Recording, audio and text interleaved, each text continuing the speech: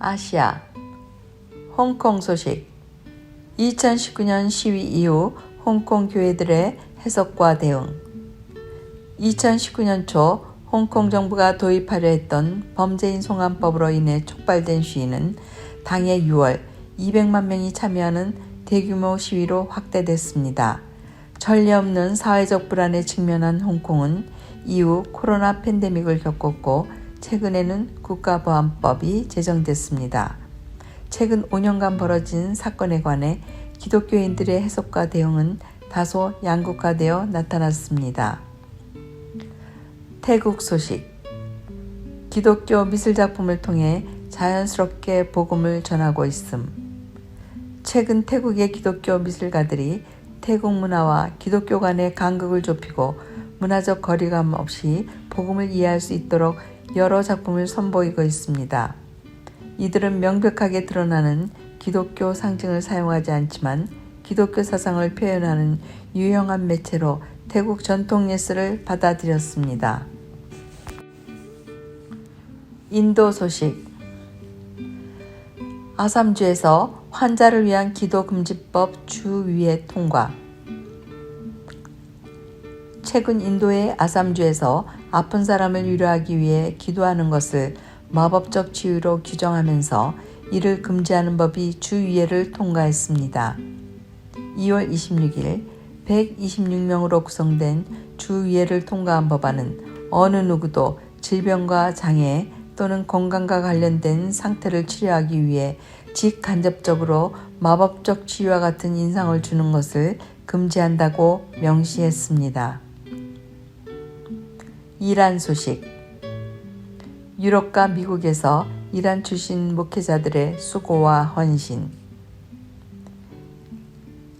2015년 이란 출신 복음주의 리더들이 모여 시작한 이란 지도자 포럼은 2023년 10월 런던에서 130명의 지도자들로 구성된 복음주의 동맹으로 성장했습니다.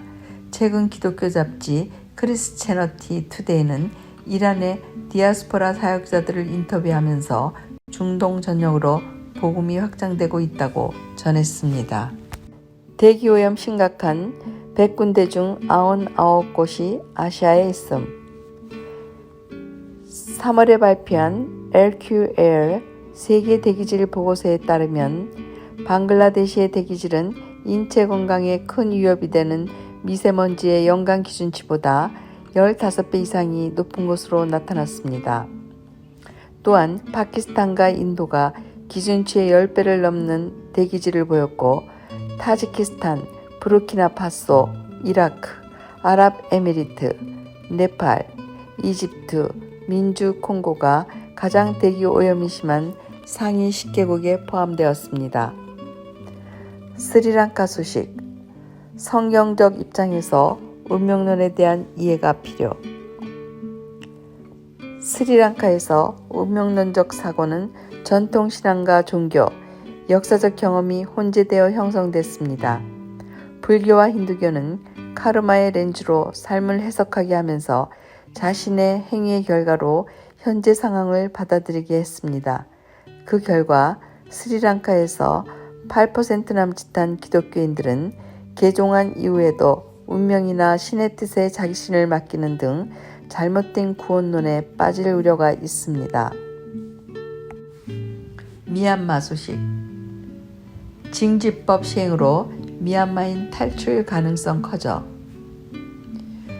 군부 쿠데타가 일어난 지 3년이 흐른 미얀마에 급기야 징집법까지 내려졌습니다.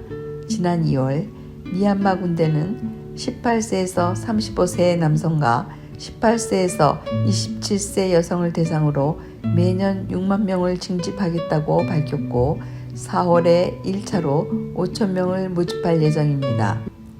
워싱턴에 있는 윌슨 센터의 묘해인 연구원은 2021년 쿠데타 이후 군에 대한 국민적 반감이 커지면서 자원 입대가 사실상 불가능해졌고 이에 따라 군부는 강제적인 징집 방식을 택할 수밖에 없게 됐다고 분석합니다.